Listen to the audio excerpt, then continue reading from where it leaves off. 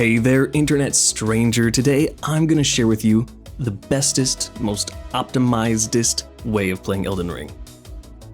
But first off, I want to say thanks to all those that are watching these videos. Like, check this out. 8.6% of you are subbed, which is actually pretty great for being so small. But let's do something about this sausage fest, come on. Alright, back to it. Now, I do want to mention that I am not the founder of this playstyle, and in fact, this is how the highest level players have been playing Souls games since Dark Souls 1, probably sooner. But I noticed that I am the only one that I know personally that adapts this playstyle. Let me know if this sounds like you. You start a new game with the idea of what playstyle you want to have for that run. Maybe you saw a video about get OP early, and you just want to slap some market cheeks. So you run through, get your weapon, maybe 2, and the talismans you need, maybe some cosplay. Then you proceed through the game with your optimized build. Like my first playthrough, I found 2 of those bleed halberds that those little vulgar militia guys have, and proceeded to delete the whole game. No joke, I beat Melania in like 2 tries. This is a totally valid way of playing the game. You do you. But what if I were to say there's a way to have this playstyle, but better? What I am talking about here is making a build with options for every situation. And I mean like every situation. So let's say you want to build a character that focuses on your favorite weapon.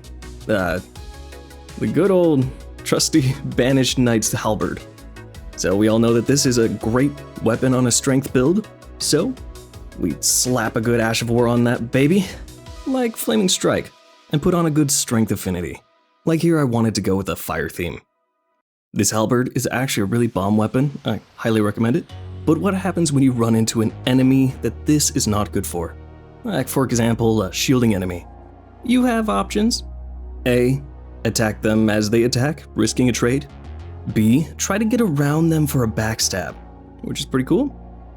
Or C, use cheat codes.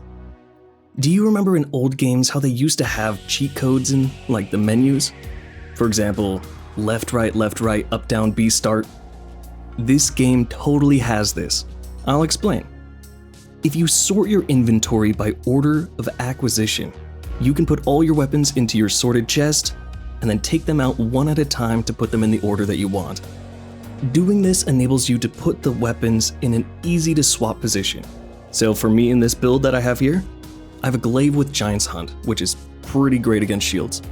So you see it's just up and to the right of my halberd, so all I have to do is press start, A, up, right, A, start. Got that? It's easy, you can do it quick.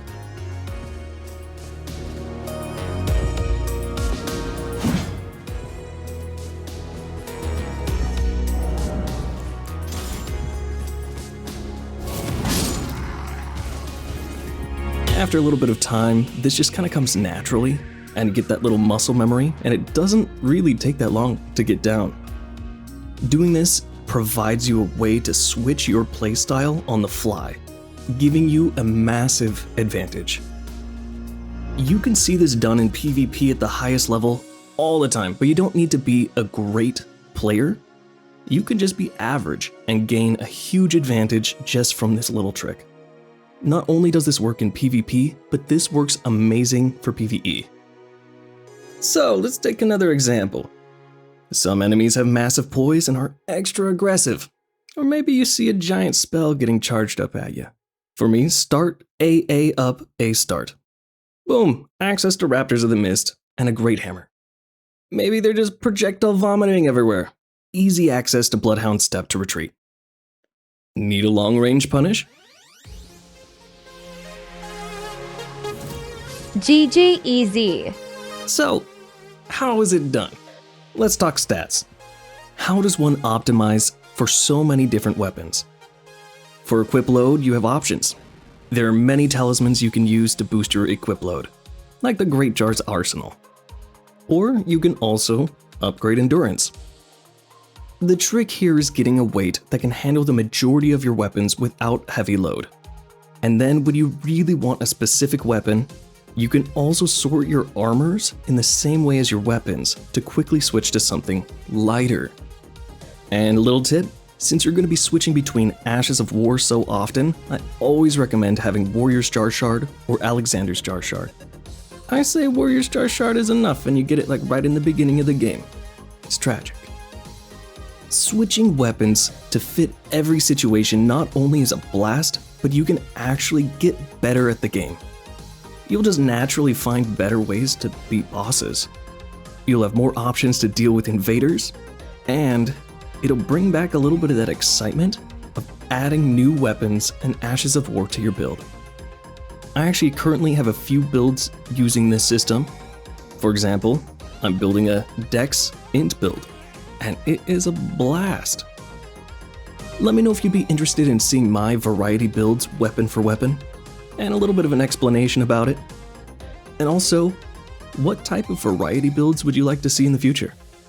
I don't know, maybe everybody's doing this and everybody I know just doesn't do this.